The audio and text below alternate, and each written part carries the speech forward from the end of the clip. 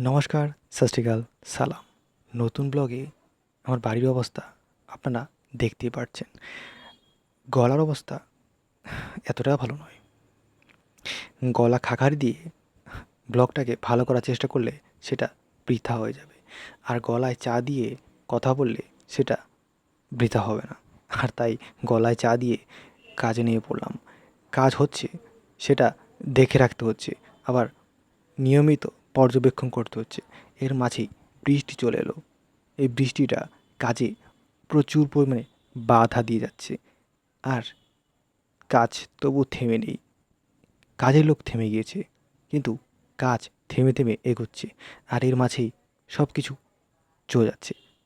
আমার বাড়ির আমাদের বাড়ির ভেতরের অংশ ঠিক এরকম।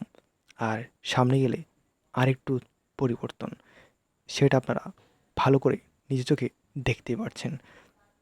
বৃষ্টির কারণে এই জলাবস্থা দ্বিতীয় তলায় শুরু হয়েছে। আর আপনাদের বলার নতুন করে কিছুই নেই। সব কিছু জলের মতো ছলছলে পরিষ্কার। আর বাড়ির আশেপাশে এই সবুজ গাছগুলো দারুণ করে প্রকৃতির রঙকে বাড়িয়ে দিয়েছে। বাট রাস্তার পাশের আম গাছগুলো একদম ফ্যাকাশে, কারণ ওগুলো ধুলোবালিতে অবস্থা খারাপ হয়ে যাচ্ছে। বৃষ্টি কমলে মানুষ আবার কাজের মধ্যে নেমে পড়েছে। এগুলো আমাদের ইট। এরা একদিকে ইট সাফ করছে, আরেকদিকে আরেক দল নিচ থেকে ওপরে ইট ওঠাচ্ছে। কারণ তাদের ডিউটি ঠিক এটাই। আর এরা এই ডিউটির জন্য সময় করে মাইনে পেয়ে যায়। এখানে বাবা এই কাজের জন্য বেশ কিছু টাকা অপচয় করেছে। এককভাবে করলে টাকা খরচা কম হতো, কিন্তু দুরকম শিফটিং করে দুটো লোক দিয়ে, দু ধরনের লোক দিয়ে কাজ করিয়ে টাকা খরচা বেশি করেছে। এটা বাবা মায়ের ভুল, আর তারা এই ভুলটা বুঝতে পারে না। বয়স বাড়লে মানুষের বুদ্ধি বাড়ে, কিন্তু এদের বুদ্ধি বাড়েনি। বুদ্ধি যেইকে সেই রয়ে গেছে।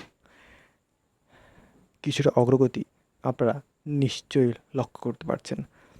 আর এগুলো লক্ষ্য করার মতোই।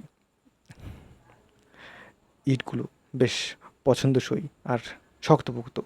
সাধারণ ইটের থেকে একটু বেস্ট কোয়ালিটি আর অনেকটাই ভালো।